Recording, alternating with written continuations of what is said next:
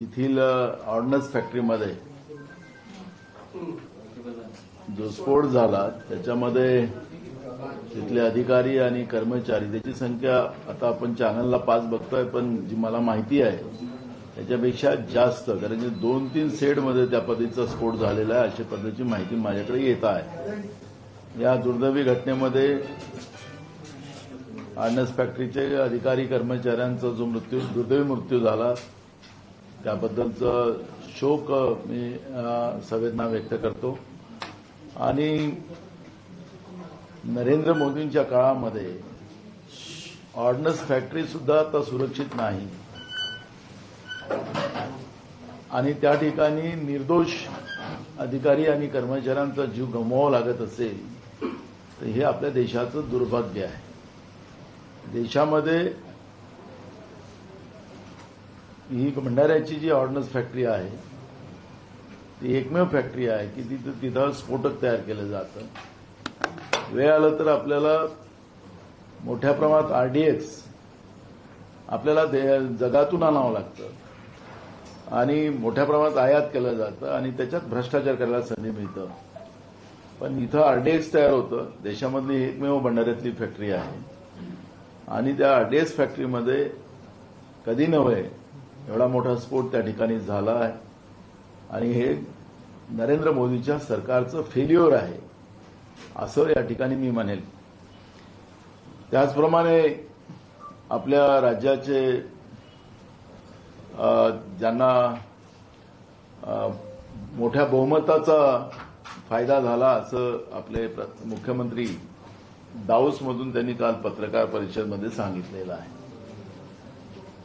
त्यांनी जे ट्विट पण केलेलं आहे त्या ट्विटमध्ये त्यांनी सांगितलं की जवळपास 61 कंपन्या महाराष्ट्रामध्ये उद्योग आणायला इच्छुक आहेत, त्या प्रकारचा आम्ही करार त्यांच्यासोबत केलेला आहे आणि प्रत्येक सेक्टरच्या ह्या कंपन्या आहेत आणि पूर्ण महाराष्ट्राच्या सगळ्या रिजन्समध्ये हा उद्योग येतील अशा पद्धतीचं ट्विट त्यांनी या ठिकाणी आपल्याला केलेलं आहे। आणि प्रेसमध्ये पण त्यांनी काल सांगितलं जवळपास 15,70,604 कोटीचं इन्व्हेस्टमेंट महाराष्ट्रात येत आहे आणि जवळपास 15,95,960 लोकांना एम्प्लॉयमेंट मिळेल अशा पद्धतीची गोड बातमी आपल्या राज्याचे 5वी बहुमत मिळालेल्या सरकारचे मुख्यमंत्र्यांनी आपल्याला दिलेली आहे। खरं तर स्वित्झर्लंडमध्ये असलेल्या या दाऊसमध्ये या पद्धतीचं दरवर्षी एक आयोजन केलं जातं। राज्याचे मुख्यमंत्री त्या ठिकाणी, मागचे पण मुख्यमंत्री ते पण दाऊसला गेलेले होते आणि त्यांनी पण याच पद्धतीचे करार केलेले होते। आता थंड हवेमध्ये आपल्याला मोठे उद्योग येतील, राज्याच्या जनतेच्या घामाचा पैसा राज्याच्या तिजोरीमध्ये येतो आणि तोच पैसा खर्च केला जातो। काही मुख्यमंत्री किंवा त्यांच्याबरोबर जाणारी टीम जवळपास मुख्यमंत्र्यांच्या बरोबर मुख्यमंत्री, उद्योगमंत्री आणि 20 लोकांची टीम ही दाऊसला गेलेली होती। किती खर्च झाला असेल त्याचा अंदाज आपण बांधू शकतो। पण हे उद्योग आणण्यासाठी आणि राज्यामध्ये औद्योगिक गती वाढवून बेरोजगारांना न्याय देण्यासाठी हा खर्च केला, त्याला वावगं नाही, त्याचा काही विरोध करायचं काही कारण नाही। देवाभाऊच्या काळातच मागच्या काळात 2018 मध्ये मॅग्नेटिक महाराष्ट्र या नावाने एक मोठा मेळावा या ठिकाणी घेतला गेलेला होता, समुद्राच्या काठावर घेतला गेलेला होता गिरगाव चौपाटीवर आणि त्यावेळेसही 16 लाख कोटी रुपयाचं इन्व्हेस्टमेंट महाराष्ट्रात आलेलं असं आदरणीय आताचे मुख्यमंत्री सांगत होते। ते कुठं लागलेत याची माहिती अजूनपर्यंत महाराष्ट्राच्या जनतेला माहीत नाही।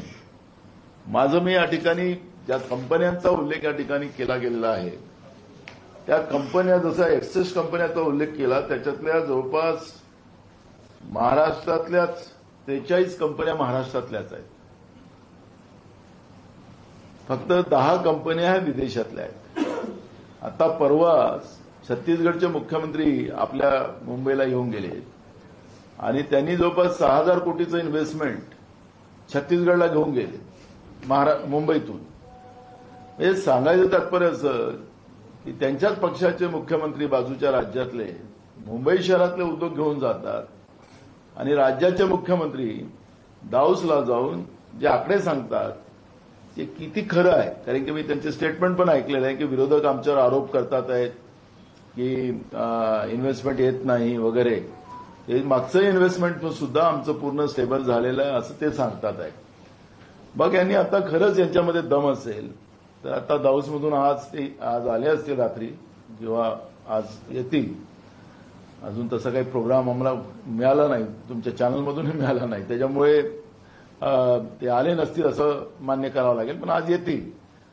तर आज आल्या आल्या त्यांनी एकनाथ शिंदेच्या काळामध्ये ज्यावेळेस ते मुख्यमंत्री होते त्या काळामध्ये किती उद्योग त्यांनी इथं आणले होते दाऊसमध्ये जाऊन. एकदा नाही ते 2दा गेले आणि इथं आणले गेलेत आणि किती लोकांना रोजगार दिले त्याची एक श्वेतपत्रिका त्यांनी जाहीर करावी हे आव्हान मी या ठिकाणी करतो. त्यांनी एवढे उद्योग आणले असतील आणि ते सगळे स्टेबल होत असतील तर आम्ही त्यांचं स्वागतही करू. काही त्याला विरोधाला विरोध करायचं कुठलं कारण नाही. नाहीतर ते म्हणतील की त्यांचं एक स्टेटमेंट मी पाहत होतो की विरोधकांना त्रास होतो, आम्ही एवढं इन्व्हेस्टमेंट आणलं त्याला विरोधकाला. आम्हाला काही त्रास व्हायचं कारण नाही. जनतेच्या पैशाची लूट करू नका, जनतेच्या पैशावर मौज करू नका. जो पैसा खर्च होतो त्याचा फायदा राज्याच्या जनतेला व्हावा ही अपेक्षा आमची आहे. त्यामुळे प्रामाणिकपणे आमची भूमिका या ठिकाणी आहे की आपण तातडीनं जे मागच्या एकनाथ शिंदेचं म्हणजे तुमच्याच सरकारनी जे इन्व्हेस्टमेंट आणलेलं होतं त्याला आपण श्वेतपत्रिकेच्या माध्यमातून जाहीर करावं आणि ज्या कंपन्या आपण आणलेल्या आहेत त्याच्यामध्ये हिरानंदानी आणलेलं आहे. आता मला एक कळत नाही, हे हिरानंदानी कंपनी त्या जयभीम नगरचे खोटे कागद तयार करून त्या तिथल्या शोषित पीडित समाज लोकांना त्यांना जमीनदोस्त करण्याचं पाप या हिरानंदानीने केलं. त्या हिरानंदानीची कंपनीचं तुम्ही करार दाऊसला करायची गरज काय? तिथं इथंच करता आलं असतं. साधा मी तुम्हाला सांगतो, असे मी उदाहरण तुम्हाला सांगता येईल. दुसरं, हिरानंदानीवर भविष्य निर्वाह निधीचा घोटाळा प्रकरणीची केस ईडीकडे चाललेली आहे. आता आपण जे सांगितलं त्याप्रमाणे मुख्यमंत्र्यांनी जाऊन तिथं दाऊसमध्ये जाऊन दारू बनवणाऱ्या विदेशी कंपन्यांना, ज्याचं नाव होतं हेनिकेन, या कंपनीसोबत 750 कोटी रुपयाचा करार केला. एबी इन बीवेव या दुसऱ्या बियर उत्पादक कंपनीसोबत 1,500 कोटी रुपयाचा करार केला. तर मला आता असं वाटतं की महाराष्ट्राला दारू राष्ट्र करायचा मुख्यमंत्र्यांचा प्रयत्न आहे का? ह्या दोन्ही कंपन्यांची नावं मी वाचली. हे बियर बनवणाऱ्या कंपन्या आहेत, दारू निर्माण करणाऱ्या कंपन्या आहेत. या माध्यमातून तसंही सरकारचं धोरणच आहे. आता मागेल त्याला लायसन्स, हे राज्याचे उपमुख्यमंत्री अर्थमंत्री अजित पवारांनी सांगितलं की मागेल त्याला आता आम्ही दारूची लायसन्स देऊ. अशा पद्धतीचं धोरण आपल्याला करावं लागेल. अशा पद्धतीचं त्यांनी थोड्याच दिवसात पहिले जाहीर केलं का महाराष्ट्राला आता दारू राष्ट्र तयार करायचा सरकारचा विचार आहे का? याची पण भूमिका आदरणीय राज्याचे मुख्यमंत्री फडणवीसांनी जाहीर करावं, ही आमची भूमिका राहणार आहे. त्याचप्रमाणे भारतीय संविधानातील राज्याच्या धोरणात्मक तत्वाचा, ज्याला आपण डीपीएसपी म्हणतो, अंतर्गत अनुच्छेद 47 मध्ये म्हटले आहे की राज्याने आरोग्यास हानिकारक असलेले मादक पेय व औषधांचे वैद्यकीय कारणाशिवाय सेवन प्रतिबंधित करण्यासाठी प्रयत्न करावे. म्हणजे एकीकडे आमचं संविधान सांगतं की ही जी सगळी आरोग्याला धोकादायक असलेली व्यवस्था त्याला बंधन करावं असं संविधान सांगतं. पण आपल्या मुख्यमंत्र्यांनी त्या ठिकाणी दाऊसमधून सांगितलं की आम्ही ह्या कंपन्यांना या ठिकाणी दारू बनवण्यासाठी जवळपास 1,500 कोटी आणि 750 कोटीचं आम्ही त्यांना त्या पद्धतीचा करार केलेला असं त्यांनी सांगितलेलं आहे. दुसरं, जालन्याच्या 22 वर्षीय धनश्री मंथानी यांच्या प्राईम कंपनीसोबत ड्रोन तयार करण्यासाठी करार केला आहे. त्याच्यामध्ये आहे ही कंपनी 6,000 ड्रोनचे उत्पादन करणार असे सांगितले जात आहे. त्यांच्याकडे 10,000 स्क्वेअर फूट जागेवर ड्रोन उत्पादन फॅक्टरी आहे असे सांगितले जाते. पण प्रत्यक्षात तिथं कोणतीही फॅक्टरी नाही. ती जागा त्यांच्या कुटुंबाच्या वर फेरो अल्लॅप नावाच्या स्टील कंपनीची आहे. तिथे स्टील कंपनीचं उत्पादन होते आहे. त्यांनी सांगितलंय की माझ्याजवळ ड्रोन निर्माण करणारं त्या ठिकाणी माझ्याजवळ जागा आहे, फॅक्टरी आहे असं त्यांनी सांगितलं. पण त्याची माहिती घेतली आपण जालन्याच्या कंपनीची, जे आपण दाऊसमध्ये आपल्या राज्याच्या मुख्यमंत्र्यांनी जालन्याच्या कंपनीशी करार केलेला आहे. आणि प्रीतम कंपनी जी आहे हे ड्रोन उत्पादन करत नाही, तर परदेशातून पडलेले ट्रेन ज्या असतात त्या ट्रेनचे पार्ट आणून त्याचे फक्त असेंब्ली करण्याचं काम ही कंपनी करते. म्हणजे मला असं वाटतं की दावसच्या नावानं सरकार फसवाफसवी करताय का, अशा पद्धतीचे प्रश्न या ठिकाणी निर्माण झालेले आहेत. मी जाणार नाही की हे 43 उद्योग महाराष्ट्रातले किती आहेत, म्हणजे 61 पैकी महाराष्ट्रातले किती, ओडिशातले किती, दिल्लीतून किती, हे सगळे आता मी राज्यनिहाय जाणार नाही. पण मी काही ज्या कंपन्यांचा उल्लेख या ठिकाणी केला त्याचं उत्तरही सुद्धा माननीय मुख्यमंत्र्यांनी भारतात आल्यानंतर द्यावं ही अपेक्षा आमची आहे.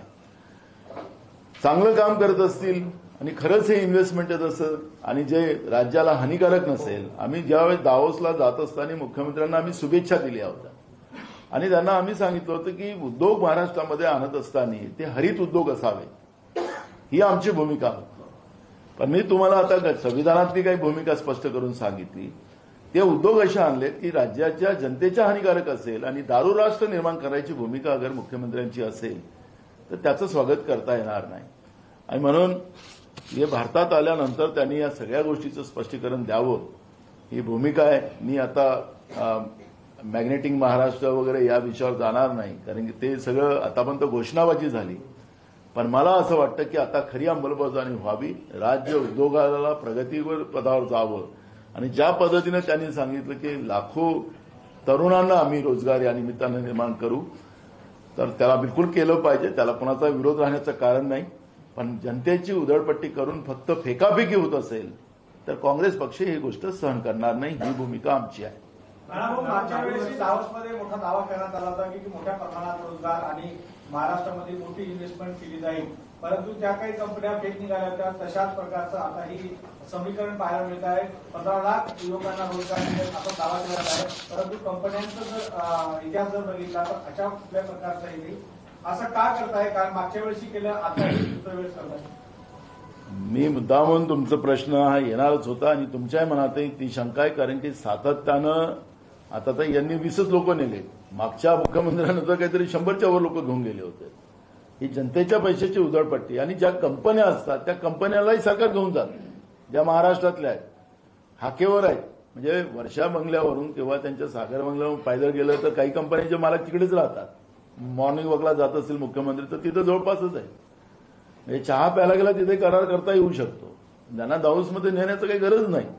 पण ठीक आहे, त्यांनी आकडे वाढवण्यासाठी काय केलं असेल ते केलं असेल. म्हणून आम्ही त्यांना सांगितलं की मागच्या काळात जो काही करार त्यांनी केले ते किती अंमलबजावणी झाली, किती लोकांना नोकऱ्या तुम्ही दिल्यात आणि ते उद्योग कुठं कुठं लागले, त्याची एक श्वेतपत्रिका राज्य सरकारने जाहीर करावी. फेकाफेकीचे उत्तर देऊ नका, एवढंच आमचं त्यांना आव्हान आहे. ज्यावेळेला महाविकास आघाडीचं सरकार राज्यात होतं त्यावेळेला महामारी राज्यामध्ये होती, कोरोना महामारी, त्यावेळेला अर्थचक्र चालवण्यासाठी दारू मध्यविक्री होती ती सर्वाधिक होती. बघा, काही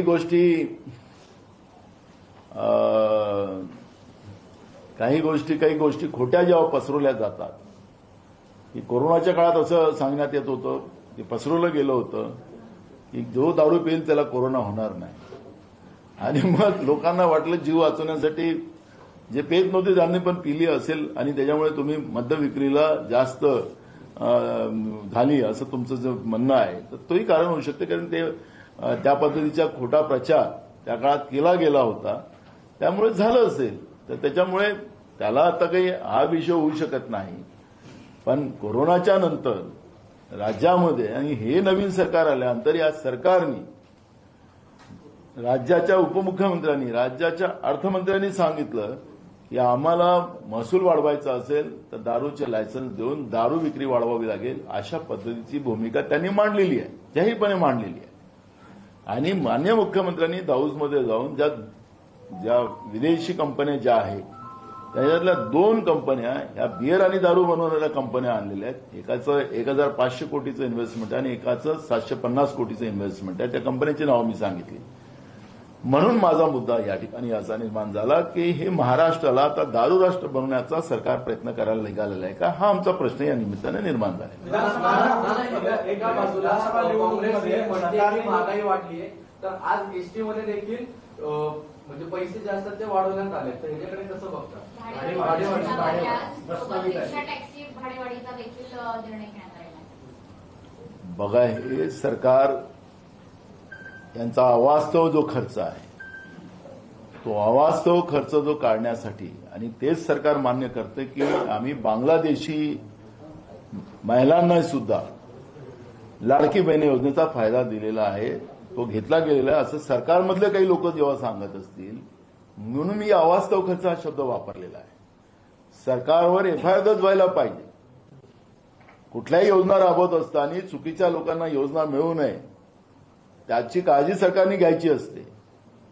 पण आपल्या मताच्या राजकारणासाठी राज्याच्या जनतेच्या पैशाची उधळपट्टी करायची, म्हणजे त्याला अवास्तव खर्च आम्ही म्हणू. आणि हा अवास्तव खर्च काढण्यासाठी, आता तिजोरी भरण्यासाठी आता लोकांचे खिशे कापण्याचं काम हे सरकारने चालू केलेलं आहे. महागाईला कुठेही बंद राहणार नाही सरकारने.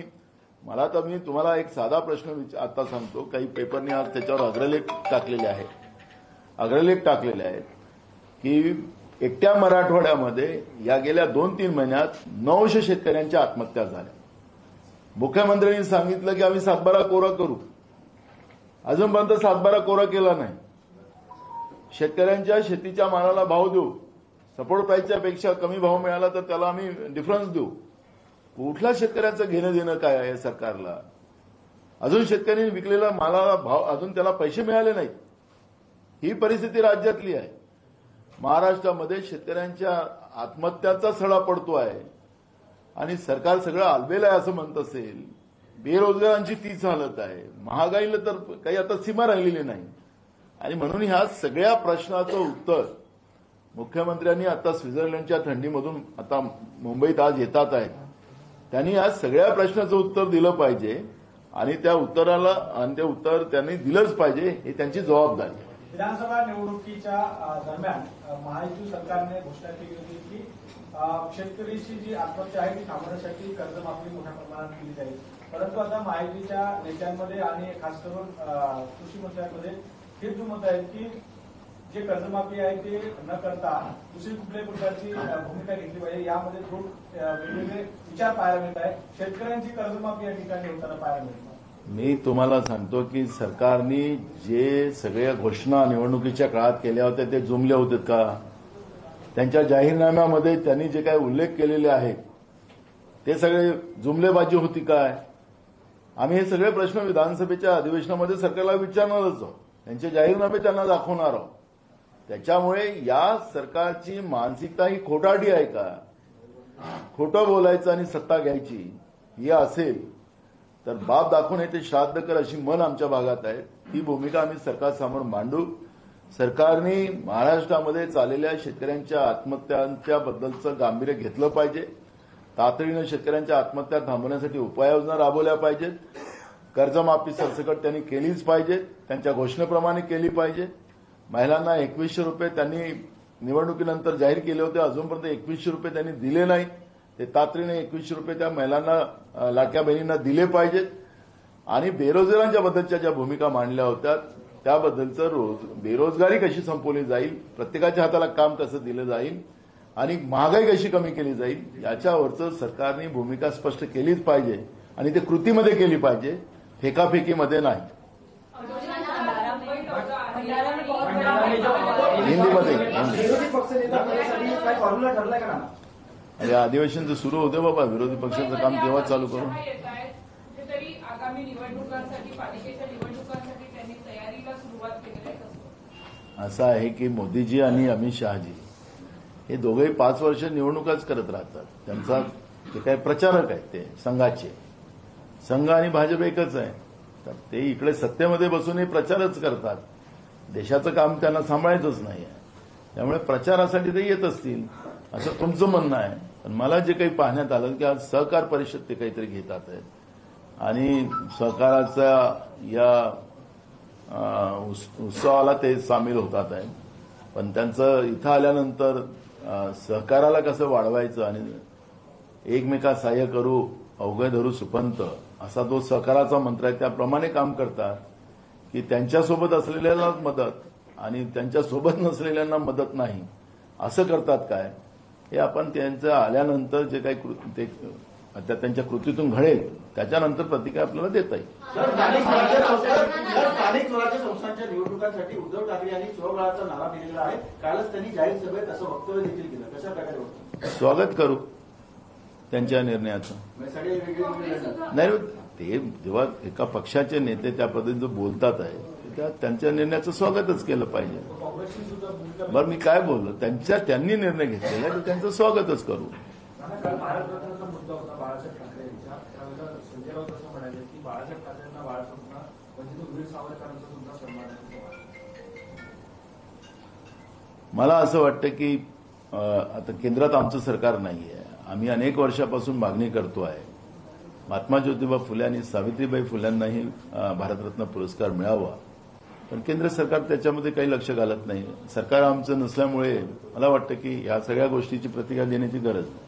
नाना भंडारा के ऑर्डिनेंस फैक्ट्री में ब्लास्ट हुआ है, आप क्या इसे नारा जरी उद्धव ठाकरेंनी दिलेला असता तरी सुद्धा महाविकास आघाडीमध्ये काँग्रेस सुद्धा महत्वाची भूमिका आहे. पालिकेच्या निवडणुकीमध्ये तुमची भूमिका काय असणार? बघा, ते सेनेचे सर्वेसर्वा आहेत उद्धव साहेब, आणि ते सांगत असतील तर त्यांच्यामुळे आता त्यांनी निर्णय घेतला असेल तर त्याचं स्वागतच करावं लागतं. राजकारणामध्ये की बाबा आम्ही बोलू बसू असं नाही ना. त्यांनी एखाद्या खालच्या माणसाने बोललं असतं तर विषय वेगळा असता. त्यांनी बोललेले आहेत, त्याच्यामुळे त्यांनी काही निर्णय घेतला असेल तर त्याचं स्वागतच करायचं असतं. मी अजून आमची भूमिका मांडलीच नाहीये. आम्ही कुठलीही भूमिका निवडणूक मी मागेही पण आता मी पवार साहेबांना त्याची भेटलो आणि त्या दिवशी आम्ही सांगितलं की अजून निवडणुकाच लागल्या नाहीत, जनतेचे प्रश्न आमच्यासाठी महत्वाचे, ज्या गोष्टी आता नाहीच त्याच्यावरची चर्चा आज करण्याचं काही कारण नाही, अशी भूमिका आमची आहे. ज्यावेळेस निवडणुका लागतील त्यावेळेस स्थानिक कार्यकर्त्यांना त्या त्या जिल्ह्यातल्या विचारून त्या पद्धतीचा निर्णय काँग्रेस पक्ष घेईल. पुढे असं वारंवार उद्धव ठाकरे सांगत असतात आणि त्यामुळेच कुठेतरी हिंदुत्वाची अडचण महाविकास आघाडीमध्ये होत असते. आम्हाला काही अडचण नाही. आम्ही तो विषय कधी त्याला विरोधी केला नाही. त्याच्यामुळे त्यांच्या पक्षाचं ते काय धोरण असेल, प्रत्येक पक्षाला आपलं आपलं धोरण राबवण्याचा अधिकार आहे, हे आमच्या अलायन्समध्ये आम्ही ठरवलेलं आहे. त्याच्यामुळे काँग्रेस सर्वधर्म समभावाची भूमिका घेऊन चालत आहे, जे संविधानात आहे. त्यामुळे सगळ्यांना सोबत घेऊन चालणं ही काँग्रेसची भूमिका आहे. त्याच्यामुळे त्यांच्या पक्षाची भूमिका काय ते मांडतात आहे, तर त्याला काही विरोधी पक्षनेते पदासाठी 1.5 वर्षाचा फॉर्म्युला अशी काही चर्चा आहे आणि काँग्रेसची भूमिका काय की संख्याबळानुसार अजून या विषयावरची चर्चा झालेली नाही. त्याच्यामुळे त्याला काही मी आता सांगावं असं बरोबर नाही. भोंगे हटवण्याबाबत सुद्धा कोर्टाने महत्वाचा निर्णय दिलेला काय? आहे. हा. मशिदीवरचे जे भोंगे आहेत ते 3दा नोटिसा, दंडात्मक कारवाई आणि त्यानंतर संपूर्णपणे भोंगे हटवण्यात यावे असा आदेश कोर्टाने दिलेला आहे. काय बघा, भोंग्याच्या बद्दल म्हटलेलं आहे की धार्मिक उत्सवामध्ये कुठल्याही धर्माला, आपण कोर्टाचा आदेश वाचला असेल, कुठल्याही धर्माला त्याचं एक जे नियम ठरवून दिले माननीय न्यायालयाने त्या नियमाप्रमाणे ते हे व्हावं. कुठल्याही धर्माला त्याच्यामध्ये या गोष्टीचं जास्त आवाजाचे पोंगे वाजवण्याचं समर्थन करता येत नाही, अशा पद्धतीचं कोर्टाने भूमिका मांडलेली आहे. नुसतं एका धर्मासाठी नाही म्हणालेलं आहे, सगळ्यांसाठीच म्हणाले. नाना भंडारा के ऑर्डिनेंस फैक्ट्री में ब्लास्ट हुआ है, आप इसे केंद्र सरकार का फेलियर बता रहे हैं. 5 लोगों की प्राथमिक मौत हुई है, प्राथमिक तौर पर जानकारी. भंडारा ऑर्डिनेंस फैक्ट्री में आज जो ब्लास्ट हुआ है, पास में उसके 2-3 कैंप में उसका ब्लास्ट हुआ है, ऐसी मुझे मालूमात है। मैं खुद भंडारा डिस्ट्रिक्ट से हूं, मैं सांसद रह चुका हूं वहां से, तो मुझे वहां की पूरी मालूमात है। ये घटना दुर्दैवी घटना है। वहां पे मुझे अब तो आपके चैनल में 5 दिखा रहे, मेरे को जो मालूमात मिली वो उससे ज्यादा है। मृतकों की संख्या, घायलों की संख्या ज्यादा है। मैं सबके लिए वहां संवेदना व्यक्त करता हूं, मृतकों को श्रद्धांजलि देता हूं। लेकिन नरेंद्र मोदी जी की सरकार जिस तरह से 100% एफडीआई वो डिफेंस में भी लाना चाहती है, ला लिया है, उसी के परिणाम हम हमारे देश के डिफेंस व्यवस्था को भी सुरक्षित नहीं रख सक रहे। ये नरेंद्र मोदी सरकार का फेलियर है। वहां आरडीएक्स बनता है, देश में एकमेव जगह ऐसी है, देश के कोई भी ऑर्डिनेंस फैक्ट्री में ये आरडीएक्स नहीं बनता, सिर्फ भंडारा के ही ऑर्डिनेंस फैक्ट्री में आरडीएक्स बनता है। हमारा देश दूसरे देशों से आयात करता था, लेकिन वहां के कर्मचारी और अधिकारियों ने वहां पे आरडीएक्स का उत्पादन बढ़ाकर देश को विदेशी मुद्रा देने का काम किया। देश को सबसे ज्यादा आरडीएक्स देने का काम वो ऑर्डिनेंस फैक्ट्री भंडारा में किया गया। लेकिन पहली बार इस तरह का स्फोट होकर वहां पर निर्दोष कर्मचारी और अधिकारियों की जो जाने गई है, कई लोग घायल है, इसकी हम निंदा करते हैं। और ये नरेंद्र मोदी के सरकार का फेलियर है, और ये फेलियर की वजह से निर्दोष लोगों की जाने जा रही है।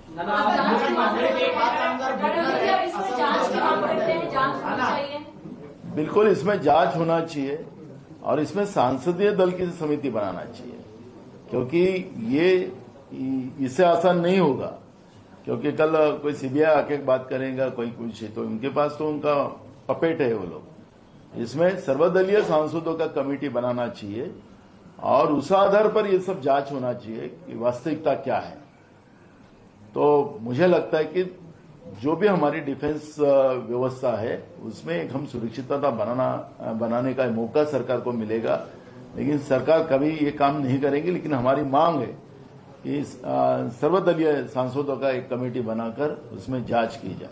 नाना, आप मुख्यमंत्री के डावोस दौरे पर जो है वो सवाल खड़े कर रहे हैं और ये भी कह रहे हैं कि जो पूर्व मुख्यमंत्री थे एकनाथ शिंदे, उनका जो डावोस दौरा हुआ था, उनके वक्त में जो करार हुआ था उस पर एक श्वेत पत्र जारी किया जाए, ऐसा क्यों?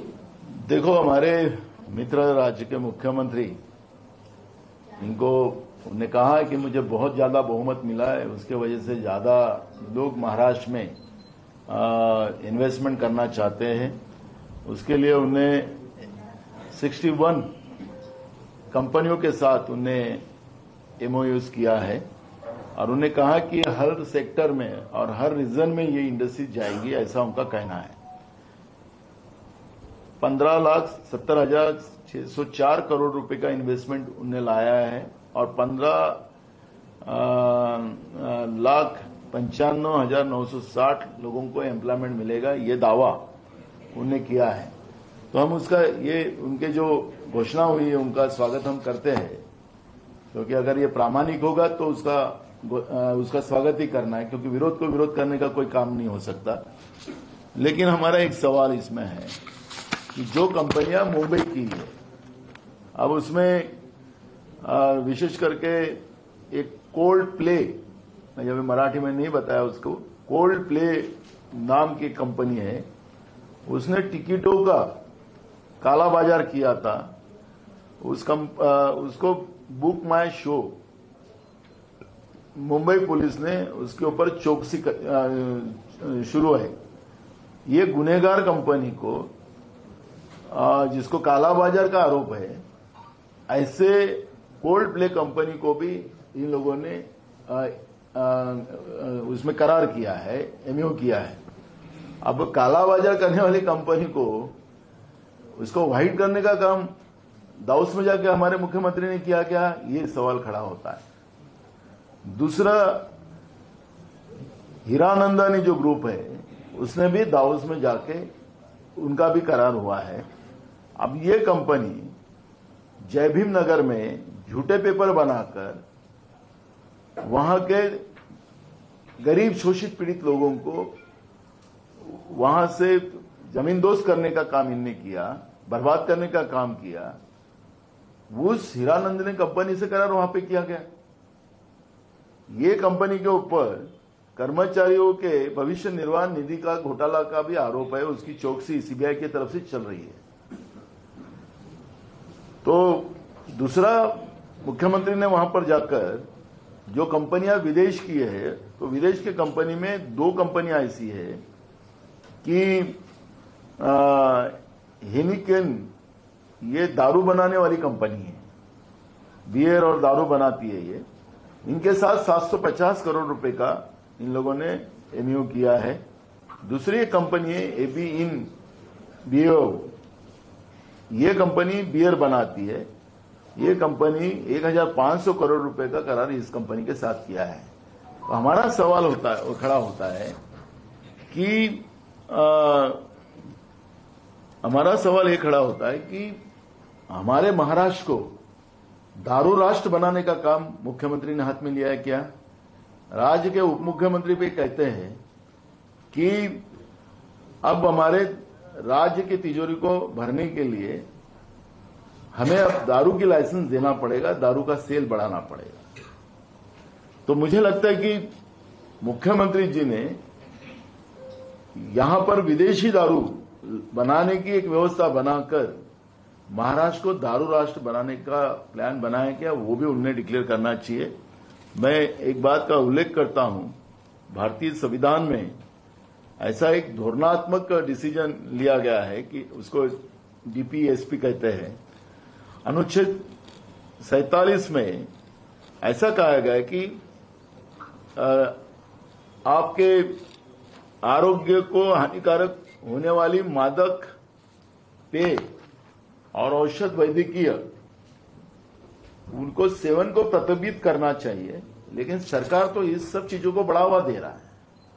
संविधान को भी एक्सेप्ट करते नहीं है सरकार, ये उसका एक कहना यहां पे दिखता है। यही मुख्यमंत्री जी जब 2018 में थे तो उन्हें मैग्नेटिक महाराष्ट्र के नाम से 16 लाख करोड़ का इन्वेस्टमेंट महाराष्ट्र में लाने का समंदर किनारे में उन्होंने किया था। उसमें आग भी लग गई थी उस समय में पेंडोल को, लेकिन 16 लाख करोड़ का इन्वेस्टमेंट आया ऐसा कहा गया। हम पुराने 18 में नहीं जाना चाहते, लेकिन जो एकनाथ शिंदे अभी 2 बार दाऊस जाके आए तो उन्हें भी ऐसी घोषणा की थी। तो कितना इन्वेस्टमेंट उनके जमाने में आया, कहां का इम्प्लीमेंट किया गया है, कितने लोगों को रोजगार दिया गया है, इसकी एक श्वेत पत्रिका उन्हें जाहिर करना चाहिए। अभी मुख्यमंत्री जी जो गए उनके साथ उद्योग मंत्री और 20 लोगों का टीम गया और ये स्विट्जरलैंड में है, 6500 किलोमीटर डिस्टेंस पे है। इतने दूर ये लोग गए तो राज्य के जनता का पैसा ही खर्चा करके गए हैं। तो हमारा सवाल है कि खर्चा की बात नहीं है इसमें, लेकिन वो इन्वेस्टमेंट यहां पर इंप्लीमेंट होना चाहिए। वो जो बार बार जुमलेबाजी करते हैं वो जुमलेबाजी ना हो। और इसलिए सरकार ने, एकनाथ शिंदे जी की सरकार में भी जो एमयू हुए थे और अब इनके इसमें ये हो रहा है, इसकी एक श्वेत पत्रिका उन्हें डिक्लेयर करना चाहिए। कितने बच्चों को आपने जॉब दिया, कितना इन्वेस्टमेंट आया, इसकी एक श्वेत पत्रिका उन्हें जनता के लिए डिक्लेयर करना चाहिए। ना सैफ अली खान मामले में जो आरोपी पकड़ा गया है, कल उसके पिता से हमारी बात हुई वीडियो कॉन्फ्रेंसिंग के जरिए। उन्होंने ये दावा किया है जो सीसीटीवी में जो व्यक्ति दिख रहा है और जिसको पकड़ा गया है दोनों सेम नहीं है। वो ये कह रहे हैं कि जो मेरे बेटे को जो पकड़ा गया है और जो सीसीटीवी में जो व्यक्ति दिखाई दे रहा है वो सेम नहीं है। कल आपने भी इस मुद्दे को उठाया था, लगातार फैमिली की तरफ से भी ये कहा जा रहा है पुलिस की जांच प्रक्रिया में कुछ लैप्सेस हैं। बिल्कुल है।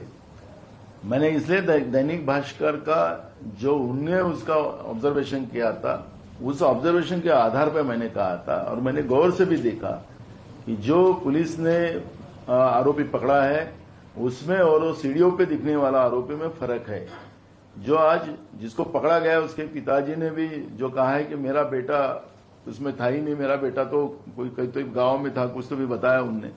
तो मुझे लगता है कि पुलिस ये बातें क्यों छुपा रही है, असली गुनहगार को पुलिस सामने क्यों नहीं ला रही, क्यों मामले को दबाना चाहती है। पहले ही कोर्ट ने इनको कई बार फटकारा है।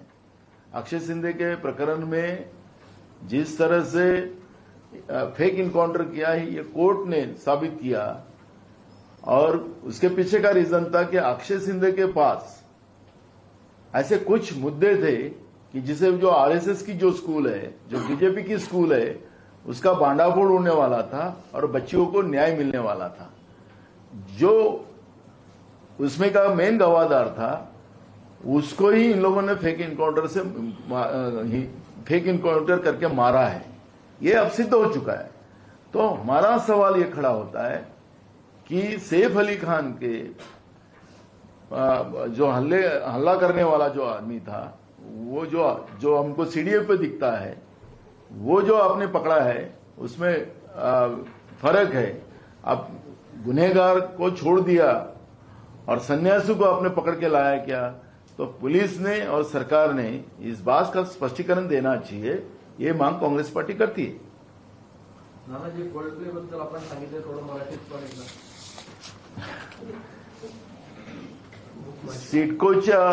सिडको आणि बुक माय शो याच्यामध्ये विशेष करून कोल्ड प्लेची जी कंपनी याच्यामध्ये आलेली आहे, तिने तिकीट विक्रीमध्ये काळा बाजार केला होता आणि या प्रकरणी बुक माय शो मुंबई पोलीस चौकशी करत आहे. कोल्ड प्ले आणि त्या चौकशीच्या अंतर्गत ही कंपनी गुन्हेगार त्याच्यामध्ये आहे. पण त्याही कंपनीनं आता करार केलेला आहे दाऊसमध्ये जाऊन. तर मुख्यमंत्र्यांनी हे काळाबाजार, तिकीटचा काळाबाजार करणाऱ्या कंपनीला आता व्हाईट करण्याचा निर्णय केला का? याच्यामध्ये कराराच्या मागे काय लपलेलं आहे? आपण प्रश्न उभा होणार आहे की ज्याच्यावर तिकीट विक्रीमध्येच काळाबाजार करण्याचं काम जी कंपनी करत असेल आणि तिला व्हाईट करण्याचं काम दाऊसमध्ये होत असेल तर दाल में काला है. आणि म्हणून याचंही स्पष्टीकरण कोल्ड प्ले या कंपनीचं स्पष्टीकरण माननीय मुख्यमंत्र्यांनी द्यावा, ही मागणी आमची आहे. उद्धव ठाकरे ने खुलकर ऐलान कर दिया है कि वो निकाय चुनाव के लिए अपने दम पर लड़ेंगे. इस पर क्या कहेंगे आप? हम स्वागत करेंगे. उनके पार्टी के वो नेता है, मुखिया है. अगर वो इस तरह की घोषणा करते उसका स्वागत ही करेंगे. लेकिन बार बार उद्धव ठाकरे एक मुद्दा रख रहे हैं कि मैं हिंदुत्व से अलग नहीं गया. हिंदुत्व का जो मुद्दा रखे, महाविकास आघाड़ी में जाएंगे, कहीं ना कहीं उनकी मुश्किलें बढ़ रही हिंदुत्व के एजेंडे में. देखो, ये वजह है क्या बाहर निकले? हमारे अलायंस में जो भी दल है उनको अपनी भूमिका रखने का अधिकार है, किसी को भी बंधन नहीं है. तो इसलिए उनके पार्टी का जो भी विचारधारा होगी वो रखें, उसको हमें क्या गया. हम लोग सर्वधर्म समभाव का विचार लेके चलते हैं और वही कांग्रेस वही विचार के साथ देश में काम करेंगे जो हमारे संविधान में. लेकिन उन्होंने अपनी तरफ से जो स्पष्ट कर दिया है, ऐसे में कांग्रेस स्थानीय निकाय का इंतजार हो रहा था. उद्धव ठाकरे कल उन्होंने स्पष्ट कर दिया है कि वो अकेले चुनाव लड़ रहे तो हैं. बोल दिया ना, हम स्वागत करते हैं. आप उनका स्वागत कर रहे हैं, उनके स्टेटमेंट का स्वागत कर रहे हैं. आप कांग्रेस की क्या भूमिका रहेगी? क्या कांग्रेस अभी कोई चुनाव नहीं लगा है तो उसमें हमने कोई भूमिका रखने का कोई कारण नहीं है. चुनाव लगे ही नहीं है, चुनाव होगे कि नहीं होगे यही अभी तक हमें पता नहीं. लेकिन किसी भी विकट परिस्थिति में कांग्रेस या अपने बल पर सक्षम है महानगर पालिका. मैं आज उस बारे में चर्चा करना नहीं चाहता क्योंकि वो विषय आज नहीं है. उनने जो घोषणा किया उसका स्वागत करते हैं. तीसरा जो संजय ने बयान दिया है कि अब महाराष्ट्र में तीसरा मुख्यमंत्री भी होगा, वो चित्रकूट से होगा. कुछ भी हो सकता है. महाराष्ट्र की सरकार रोज नए नए चमत्कार करती है.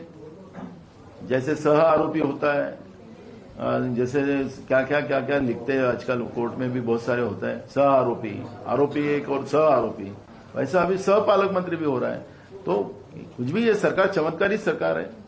नाना, उदय सामंत कह रहे हैं कि कांग्रेस के 5 विधायक उनके संपर्क में है और बहुत बड़ा धमाका राजनीति में होने वाला महाराष्ट्र. मुझे लोगों के वोटों पे डाका डालने वाले लोग अब भ्रष्टाचार से कमाए हुए पैसे से आमदार खरीदने की बात करते हैं. लास्ट गवर्नमेंट में भी उन्होंने यही किया. तो इन लोगों की मानसिकता को सब लोग पहचान. इनके ऐसे इस तरह के सवालों को जो सवाल खड़े करते हैं इसमें बहुत महत्व देने का नहीं होता। जो लोकशाही को नहीं मानते, लोकशाही खरीदना चाहते हैं, जनमत को एक अलग चुनाव आयोग के साथ मिलकर इन लोगों ने खेला है। और जो हम बार बार कहते हैं और कहेंगे हम, और कल भी हमारा आंदोलन है महाराष्ट्र में कि चुनाव आयोग ने जो बदमाशी की है उसका तो हम उससे सवाल करेंगे, उनसे जवाब हम लेंगे और उनसे हम आखिरी तक लड़ते रहेंगे, क्योंकि हम लोकशाही को दिन दहाड़े उसका गला घोटने नहीं देंगे। क्योंकि जिस तरह से वोट बढ़े हैं, वो कैसे बढ़े हैं, कहां से बढ़े हैं, समय तक उनने कैसे वोट ये करवाया, बढ़ाया। और दूसरा, जो रात के अंधेरे में आपने 76 लाख वोट किए, उसके फुटेजेस हमें चाहिए। कौन से बूथ पे कहां लाइन लगी थी, और वो मांगने का अधिकार हमारे पास है। तो हम ये लड़ेंगे। चुनाव आयोग जो ये जिस तरह से तानाशाह व्यवस्था के आधार पर लोकतंत्र को खत्म करना चाहता है, उसके विरोध में हमारी लड़ाई है। कल वोटर डे है और वोटर डे के निमित्त से पूरे महाराष्ट्र में तालुका लेवल से लेकर जिला लेवल तक हम पूरे महाराष्ट्र में कल हमारा आंदोलन है। और वोटरों को हम कहेंगे, जनता को हम कहेंगे, क्योंकि मैं हवा में बात नहीं कर रहा हूं।